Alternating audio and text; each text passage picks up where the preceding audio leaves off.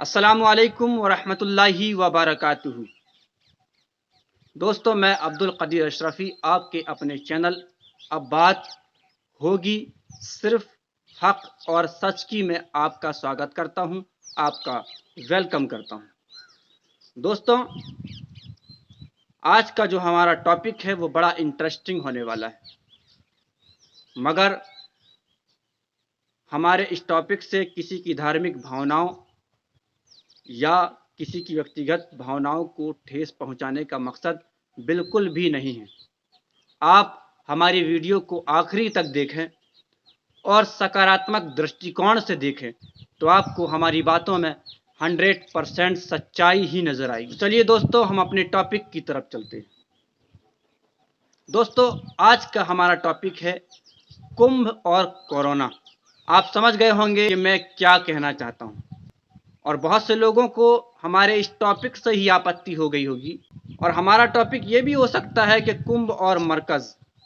अब बहुत से लोग ये कहेंगे कि कुंभ को मरकज़ से मत जोड़िए, क्योंकि मरकज़ वाले तो जिहादी हैं, उनसे मत जोड़िए। मगर जो बात सच है वो सच है, हम जनता के सामने सच को लाएंगे।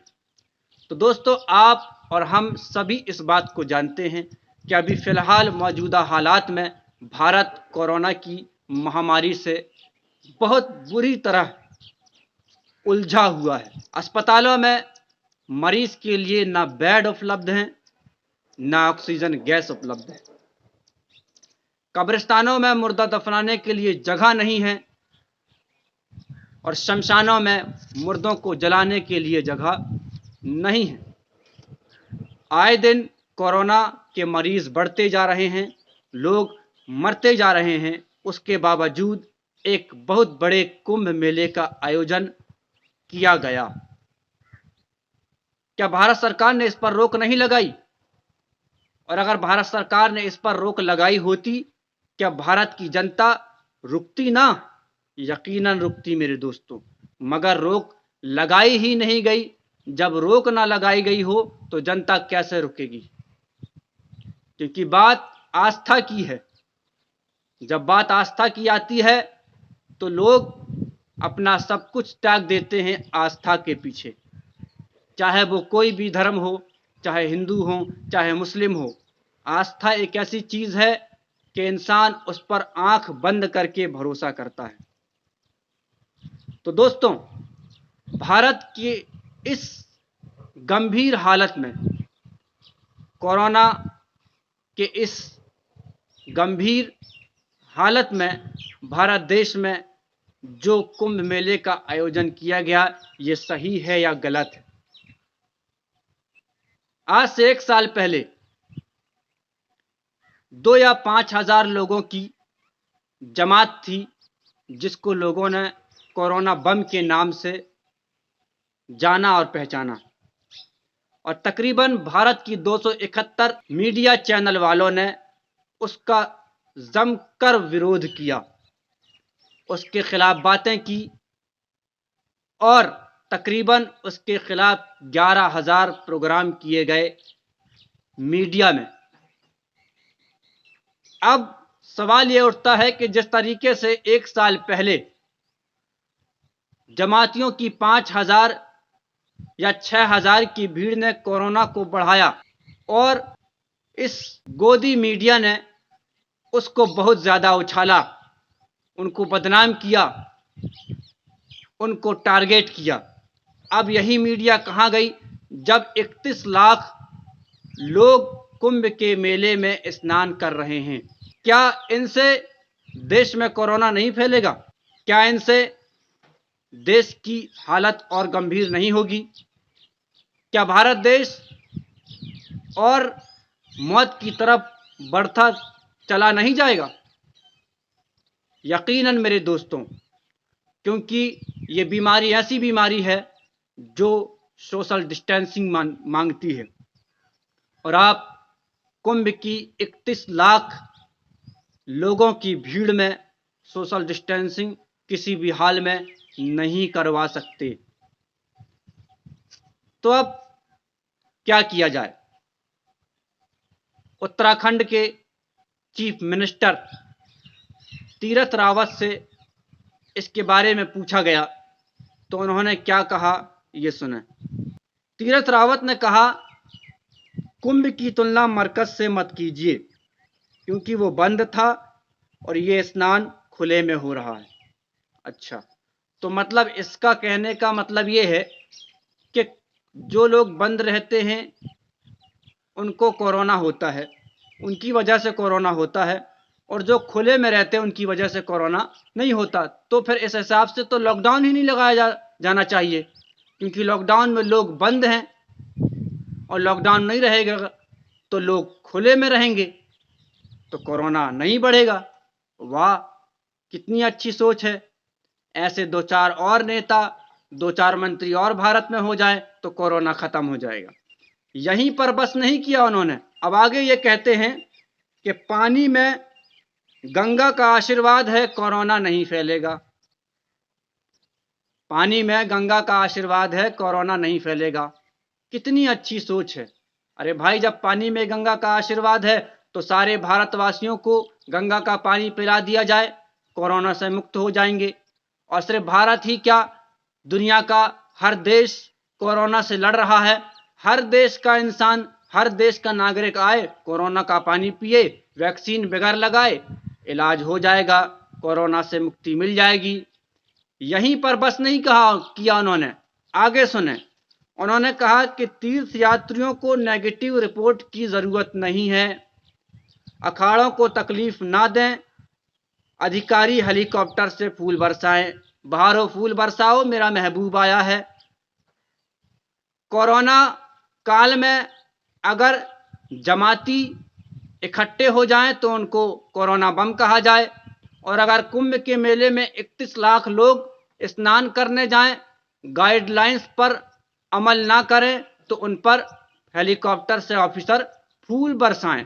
वाह, क्या बात है। पिछले साल बीजेपी के एक प्रवक्ता सम्बित पात्रा ने, तो उन्होंने कहा था कि तबलीगी जमात ने अकेले भारत का नाम खराब कर दिया, इनको माफ़ी ना मिले, इनको माफ़ नहीं करना चाहिए था, इनको माफ़ नहीं करना चाहिए। अब ये सम्बित पात्रा कहाँ गए? क्या इनकी आंखों में पट्टी बांध दी गई है?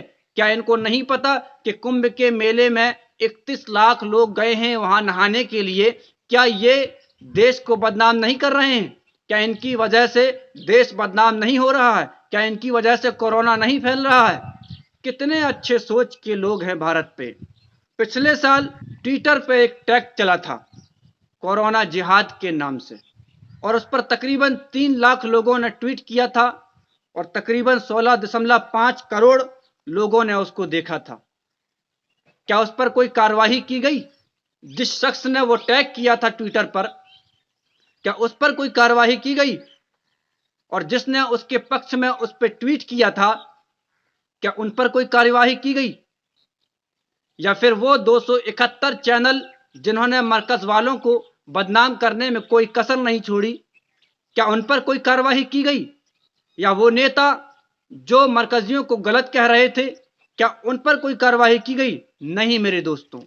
हरिद्वार में अभी फिलहाल हरिद्वार में सोमवार और मंगलवार को 1000 से अधिक केस आए, 1000 से अधिक केस आए। उस पर बहुत से लोग ये कहते हैं कि 31 लाख लोगों में अगर 1000 केस आ गए तो कौन सी बड़ी बात? कौन सी बड़ी बात? भारत की 130 करोड़ जनता में अगर 5000 लोग एक हो गए तो उसको कोरोना बम का नाम दे दिया गया, और यहां पे 31 लाख लोग इकट्ठे हो गए और 1000 अगर केस निकल गए तो उनको कुछ नहीं कहा जा रहा है। क्या सोच है लोगों की।